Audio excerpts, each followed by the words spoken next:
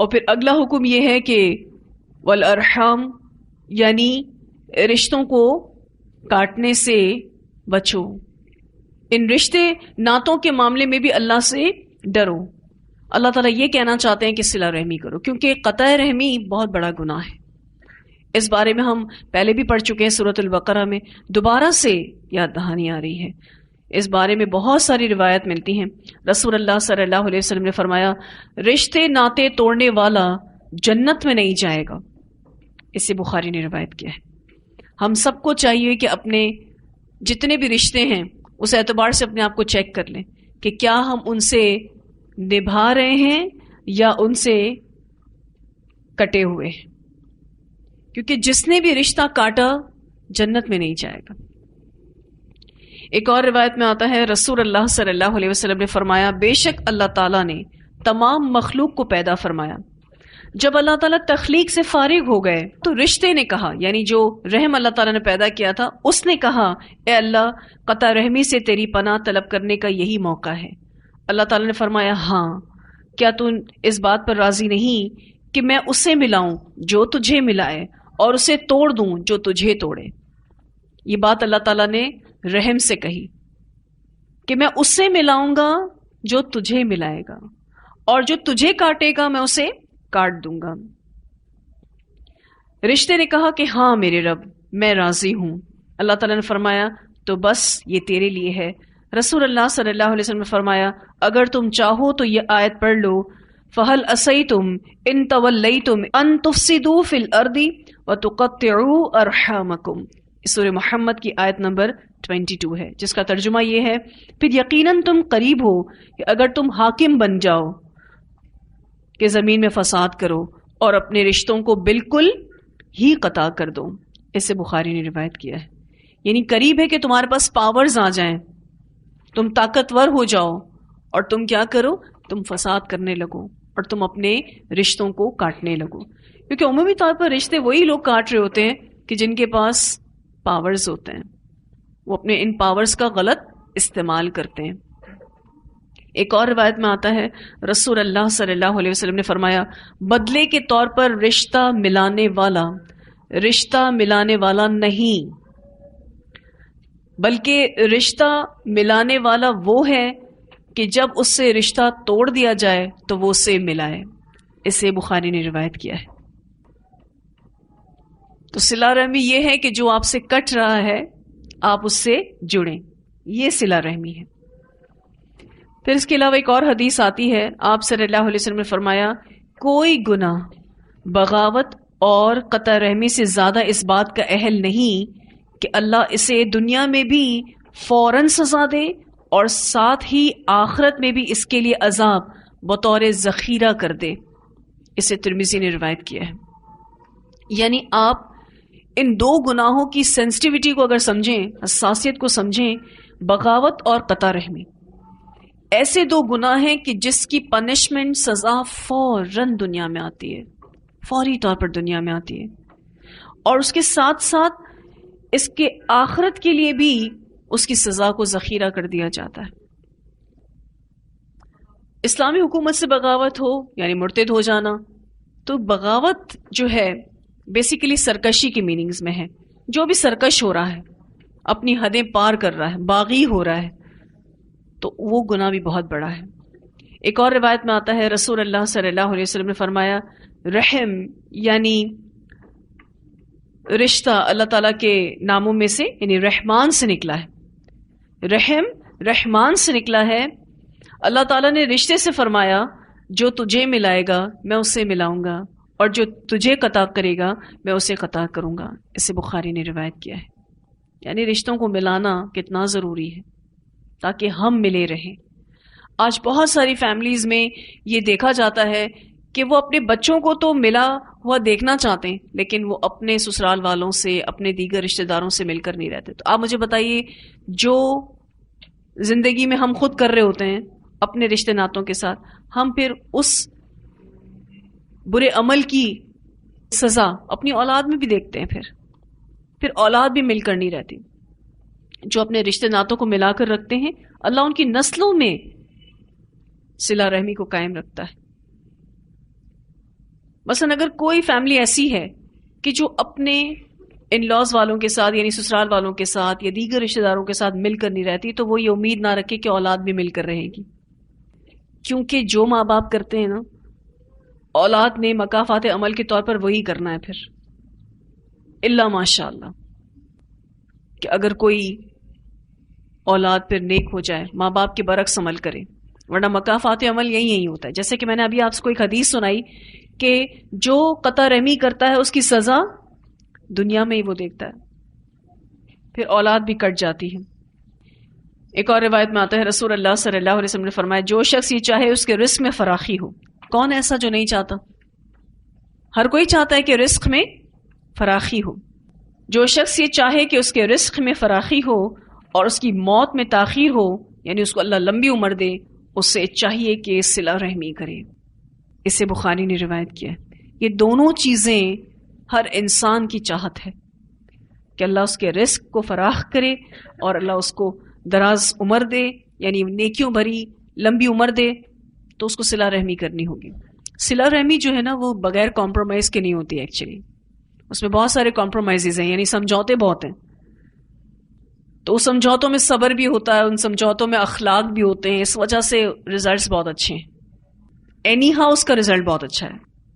ایک اور روایت میں آتا ہے سیدنا ابو ایوب انصاری رضی اللہ تعالیٰ عنہ بیان کرتے ہیں کہ ایک شخص نے عرض کی اے اللہ کے رسول صلی اللہ علیہ وسلم، مجھے ایسا عمل بتائیے جو مجھے جنت میں داخل کر دے. اچھا، کبھی کبھی ان سوالوں پہ حیرت بھی ہوتی ہے.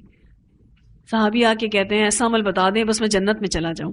اس سے ان کے جنت کے شوق کا بھی پتہ چلتا ہے، اور وہ کچھ ایسے اعمال کی جستجو میں رہتے تھے کہ وہ ہم کر لیں تو ہمارے لیے جنت آسان ہو جائے. آپ صلی اللہ علیہ وسلم نے فرمایا اللہ کی عبادت کرو اور اس کے ساتھ ذرا سا بھی شرک نہیں کرنا، یعنی توحید پر رہنا، نماز قائم کرو، زکوٰۃ ادا کرو اور صلہ رحمی کرو. اس سے بخاری نے روایت کیا ہے. اگر کنکلوژن آپ کر لیں، اس حدیث کا خلاصہ کر لیں، تو یہ کہ اللہ کے حق کو بھی پورا کرو اور بندوں کے حق کو بھی پورا کرو، کیونکہ یہی دو حقوق جو ہیں وہ ہم انسانوں کے اوپر لاگو کیے گئے ہیں. یہ حدیث بخاری کی تھی. ایک اور روایت ہے سیدنا ابو ہریرہ رضی اللہ عنہ بیان کرتے ہیں. اچھا، اس روایت میں ہمارے بہت سارے مسئلے مسائل کا جواب ہے. سیدنا ابو ہریرہ رضی اللہ عنہ بیان کرتے ہیں کہ ایک شخص نے عرض کی اے اللہ کے رسول، میرے کچھ رشتہ دار ہیں، میں ان سے رشتہ ملاتا ہوں، وہ مجھ سے رشتہ توڑتے ہیں. میں ان کے ساتھ حسن سلوک سے پیش آتا ہوں، وہ میرے ساتھ برا سلوک کرتے ہیں. میں ان کے ساتھ بردباری سے پیش آتا ہوں، یعنی بڑے حلم کے ساتھ پیش آتا ہوں، جبکہ وہ میرے ساتھ جہالت کا سلوک کرتے ہیں. آپ صلی اللہ علیہ وسلم نے فرمایا اگر تم ایسا کر رہے ہو جیسا تم نے بیان کیا تو گویا تم ان کے منہ میں گرم راکھ رکھ رہے ہو. جب تک تم اس حال پر قائم رہو گے ان کے مقابلے میں تمہارے ساتھ اللہ کی طرف سے ہمیشہ ایک مددگار رہے گا. اسے مسلم نے روایت کیا ہے. یعنی اگر کسی کو بھی اسی طرح کے کوئی فیملی ایشوز ہیں کہ وہ تو اچھا کیے جا رہا ہے لیکن سامنے والا اس کی اچھائی کے بدلے اس کو برائی دے رہا ہے، اس کا نقصان نہیں بلکہ اس کا فائدہ یہ ہے کہ اللہ کی طرف سے ایک مددگار ہر وقت اس کے ساتھ رہے گا. بظاہر تو ایسا لگ رہا ہوتا ہے کوئی مدد نہیں آ رہی، کوئی فیور نہیں آ رہی، لیکن اللہ تعالیٰ کے اس پیغام پر ایمان رکھنا ہے کہ اللہ کا ایک مددگار میرے ساتھ ہر وقت ہے. تو دلوں کو چھوٹا نہیں کرنا. اس سے آپ کے دلوں میں اتنی وسعت آ جاتی ہے کیونکہ یہ لا محالہ ہم سے ہو جاتا ہے کہ اگر ہمارے ساتھ کوئی برا ہے تو ہم چاہتے ہیں کہ اس کے ساتھ برا کریں. یہ لا محالہ ہوتا ہے ہمارے ساتھ. پر یہی ایگزام ہے، یہی امتحان ہے، اور یہ اتنا بڑا امتحان ہوتا ہے کہ میجورٹی لوگ اس میں فیل ہو جاتے ہیں، زیادہ تر لوگ اس میں فیل ہو جاتے ہیں کیونکہ ان کو اس بات پر ایمان نہیں ہوتا کہ میرے ساتھ اللہ کا ایک مددگار ہر وقت ہے. اللہ کا ایک مددگار ہر وقت ہے، اس کا کیا مطلب ہے؟ اللہ ساتھ ہے، اللہ کی مدد ساتھ ہے، مطلب اللہ ساتھ ہے. اور جس کے ساتھ اللہ ہے اس کا کیا نقصان ہے؟ اس کا تو کوئی نقصان نہیں. اس کا مطلب یہ ہے کہ جو برا کر رہا ہے وہ اپنے لیے برا کر رہا ہے، اور جو اچھا کر رہا ہے وہ اپنے لیے ہی اچھا کر رہا ہے. اور اچھائی پلٹ کر آتی ہے. نو ڈاؤٹ اولاد میں خوشی دکھا دے گا اللہ تعالیٰ, کوئی اور خوشی دے دے گا. بس اوقات کچھ لوگوں سے آپ کو خوشی نہیں مل سکتی اور اس پر ایسا لگتا ہے کراس لگ گیا ہے, نہیں ملے گی. تو کوئی بات نہیں, کچھ چیزیں نصیب میں نہیں ہوتی, اس کے ذریعے آزمائش ہو رہی ہے. یہ تو یاد رکھنا ہے نا. ہم کیا چاہتے ہیں, وہ والی خوشی کیوں نہیں مل رہی, بس مل جائے, اور اس پر ہم پھر غم کھاتے رہتے ہیں, اپنے آپ کو ڈپریشن میں لے آتے ہیں. کتنی ایسی عورتیں ہیں جو ڈپریشن کی مریض بن چکی ہیں صرف اس بات کو لے کر شوہر کی خوشی نصیب نہیں. نو ڈاؤٹ بہت بڑی تکلیف ہے, میں ہر دفعہ آپ کو اس اعتبار سے تربیت کر رہی ہوتی ہوں, بہت بڑی تکلیف ہے. نہیں ہے شوہر کی محبت تو کیا کر لیں گے بتائیے. صبر کے سوا اور کوئی حل نہیں ہے. اور دوسرا حل یہ ہے کہ رشتہ توڑ دیں. چلیں یہ تو شوہر سے رشتہ توڑ دیں گے, ماں باپ ایسے ہوں تو کیا کر لیں گے, بھائی بہن ایسے ہو تو کیا کر لیں گے, اولاد ایسی ہو تو کیا کر لیں گے. کیا سبھی سے کاٹ کے بیٹھ جائیں گے اپنے آپ کو. اور یہاں اس سورہ نساء کی پہلی آیت میں آپ سوچیں, کسی بھی سورت کا جو ابتدا ہوتا ہے نا وہ بہت اہم ہوتا ہے. پہلی آیت میں اللہ تعالیٰ نے اتقوا اللہ سے بات شروع کی, دوبارہ اللہ تعالیٰ کہتے ہیں اتقوا اللہ, ایک ہی آیت میں 2 بار آ رہا ہے اتقوا اللہ, اور پھر آخر اللہ تعالیٰ کہتے ہیں والارحام, دیکھو اپنے رشتے ناتوں کو سنبھالو. اسی کے ذریعے تو آزمائش کی گئی ہے, کیونکہ تم کو تمہاری مرضی کے رشتے نہیں دیے گئے, تمہاری پسند کے ماں باپ تمہیں نہیں دیے گئے, جو اللہ نے چاہا وہ دیے ہیں. کچھ خواتین بھائی بہنوں کو اتنا ڈسکس کرتی ہیں, پریشان رہتی ہیں. اگر ہمیں ڈسکس کرنا ہی ہے نا تو اپنے عمل کو ڈسکس کیجیے, کیونکہ ہم اس کو ٹھیک کر سکتے ہیں. اپنے ساتھ یہ ڈسکشن لگا دیں کہ میں نے اپنے آپ کو دیکھنا ہے, دوسروں کو نہیں دیکھنا. میں نے یہ دیکھنا ہے کہ میں کیا کر رہی ہوں, باقی دوسرے تو اب پتہ نہیں کیا کیا کچھ کر رہے ہیں. اور کبھی بھی اپنے آپ کو دوسروں کے عمل جو برے ہوتے ہیں اس پر گرانٹ نہ دیں کہ اس نے برا کیا تو میں نے برا کیا. کوئی کتنا بھی برا کر لے, اگر آپ صلہ رحمی کی حالت میں ہیں اللہ آپ کے ساتھ ہے انشاءاللہ. اور کب تک صلہ رحمی کرنی ہے, کوئی ڈیڈ لائن ہے؟ جب تک مر نہیں جاتے. میں نے ایسی بہت ساری خواتین کو دیکھا جنہوں نے اتنے مشکل حالات میں صلہ رحمی کا دامن نہیں چھوڑا, ان کی اولادیں یوں جمی ہوئی ہیں, اس طریقے سے اکٹھی ہیں, یعنی ایک دوسرے کے بغیر جینا بھی ان کا محال ہے. اتنے بھائی بہن مل کے رہے. وہ جو ایک اور جگہ سے خوشی نہیں ملی نا, اللہ نے اولاد میں خوشی دکھا دی. ماں باپ کے لیے سب سے بڑی خوشی یہ کہ ان کی اولاد مل کر رہے, بچے ایک دوسرے کی بری بات نہ کریں, بچے ایک دوسرے کے ساتھ پازیٹیو رہیں, تکلیف میں ایک دوسرے کے ساتھ کھڑے رہیں. خوشی میں تو ہر کوئی کھڑا ہو جاتا ہے, وہ کوئی بڑا مسئلہ نہیں. دکھ میں ایک دوسرے کے ساتھ کھڑے رہنے والے, یہ تب ہوتا ہے جب آپ کا پیچھے بیک آف سکرین اپنے رشتہ داروں کے ساتھ صلہ رحمی کا معاملہ ہوتا ہے. اور صلہ رحمی صرف یہی نہیں ہے کہ آپ ان کی دعوتیں کرتے رہیں یا ان کو تحفے تحائف دیتے رہیں. صلہ رحمی یہ ہے کہ باقاعدہ آپ ان کے لیے دعا کریں, کیونکہ وہ آپ کے ریلیٹیوز ہیں, وہ نعمت ہے ہماری زندگی میں. یاد رکھیں اس بات کو, یہ رشتے ہمارے لیے بہت بڑی نعمت ہیں. کبھی آپ ان اداروں میں جا کے ان لوگوں سے پوچھیں کہ جن کے کوئی رشتہ دار نہیں, یا رشتے ہوتے ہوئے بھی وہ ان کو وہاں چھوڑ آئیں, ان کے دل خون کے آنسو روتے ہیں. جو رشتوں کے مارے لوگ ہیں نا, کبھی ان کو دیکھا کریں. تو ہمیشہ کوئی ایسا اریٹیٹنگ رشتہ ہوتا ہے نا, کوئی بڑا پریشان کرنے والا رشتہ ہوتا ہے, انسان اس کو بھی اگنور کرتا ہے, خیر ہے کوئی بات نہیں, اللہ مجھے اس کے ذریعے آزما رہا ہے, میں نے صلہ رحمی کرنی ہے. زندگی کے کچھ معیار سیٹ کرتے ہیں ہم, ٹھیک ہے, کچھ کرائٹیریاز ہوتے ہیں کہ میں نے ایسے زندگی گزارنی ہے, میں نے یہ کرنا ہے نا. کچھ گولز ہوتے ہیں ہمارے, کچھ مقصد ہوتے ہیں, اس میں اس مقصد کو ہمیشہ کے لیے سیٹ کر لیں کہ میں نے صلہ رحمی کرنی ہے. کیوں؟ اگر میں نے تھوڑی سی بھی قطع رحمی کی میں جنت میں نہیں جا سکتی. یعنی ہوتا ہے نا کہ کسی جگہ کا ویزا حاصل کرنا ہے, تو اگر آپ کے ویزا کے ڈاکیومنٹس میں اگر اس چیز کی کمی ہے تو آپ کو نہیں مل سکتا. تو جنت کے ویزا کے لیے آپ کو صلہ رحمی کرنی ہے. اگر آپ نے قطع رحمی کی تو ویزا کینسل ہو جائے گا, یوں سمجھ لیجئے. کسی صورت اپنے آپ کو گرانٹ نہ دیں اس میں، چاہے وہ ساس ہو، چاہے وہ نند ہو، چاہے، کیونکہ انہی رشتوں کے ساتھ ذرا کھچتانی چلتی ہے. مجھے آج تک یہ بات سمجھ نہیں آتی کہ میری بہن تو میری بہن ہے جو سگی بہن ہے، میرے شوہر کی بہن میری بہن نہیں ہے. مجھے کبھی نہیں سمجھ میں آتی ان خواتین کی.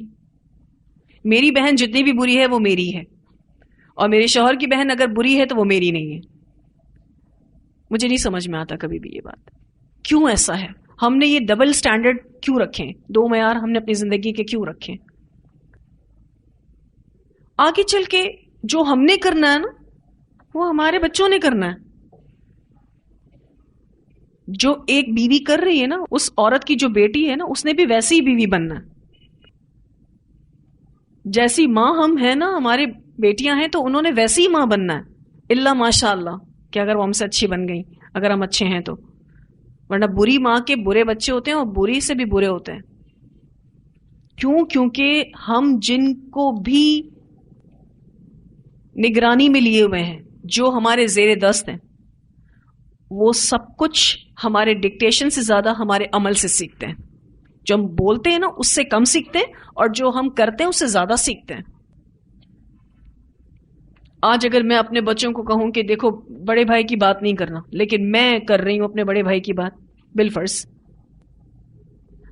ہم کہتے ہیں بہن کو بیٹا بھائی کی بات نہیں کرو، بھائی کے لیے برا مت سوچو، اور ہم اپنی بہنوں کے لیے برا سوچ رہے ہوں، تو ہم کر کیا رہے ہیں؟ ہم سکھا کیا رہے ہیں؟ یہ تو منافقت، ایک کھلی منافقت، سوری ٹو سے، کھلی منافقت ہے. اگر ہم چاہتے ہیں کہ ہمارے گھر مل کر رہیں، ہمارے بچے ایک رہیں، تو ہمیں بھی مل کر رہنا ہوگا اپنے سارے ریلیٹیوز کے ساتھ. اور اس کے ساتھ بہت سارے کمپرومائزز ہیں، اس ڈیسیشن کے ساتھ بہت سارے کمپرومائزز ہیں. یہ جو فیصلہ آپ کریں گے نا، اس کے ساتھ بہت سارے سمجھوتے جڑ جاتے ہیں. یعنی اب آپ سمجھوتے کے لیے تیار ہیں. جی، رشتے ناتے ہیں یہ ہمارے لیے بہت بڑی نعمت ہے، اس کو سنبھال کے رکھنا ہے انشاءاللہ تعالی. اور زندگی نام ہی سمجھوتے کا ہے.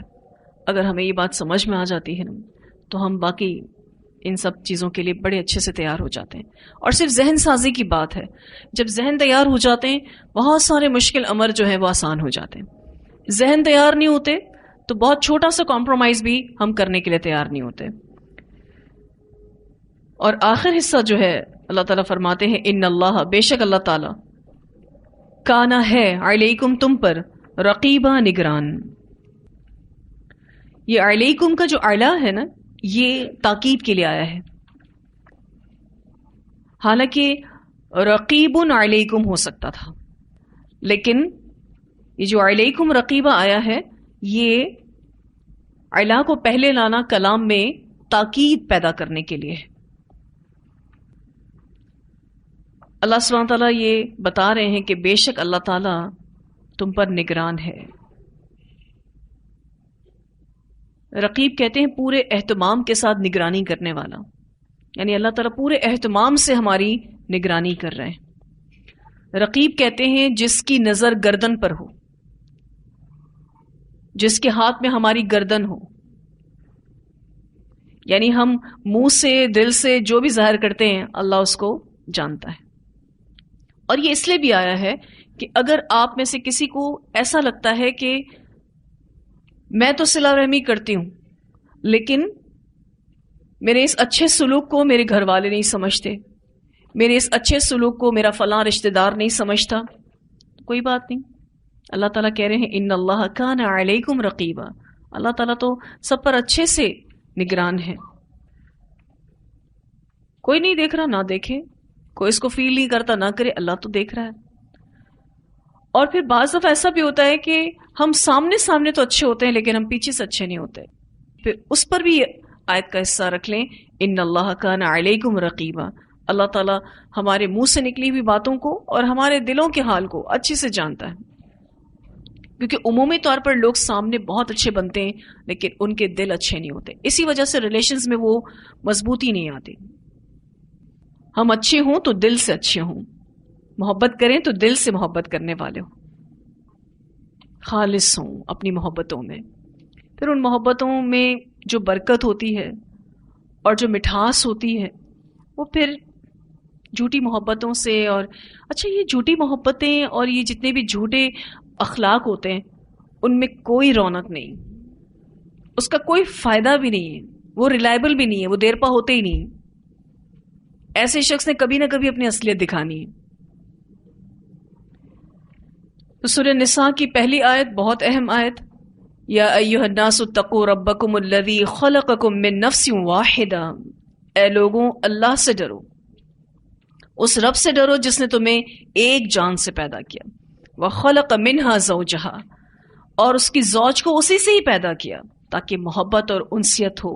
وبث منہما رجالا کثیرا ونساء، اور اس نے بہت سارے مرد انہی سے ہی اور بہت ساری عورتیں اسی جوڑے سے ہی پھیلا دی تاکہ تم ایک دوسرے کے ساتھ نرمی سے پیش آؤ.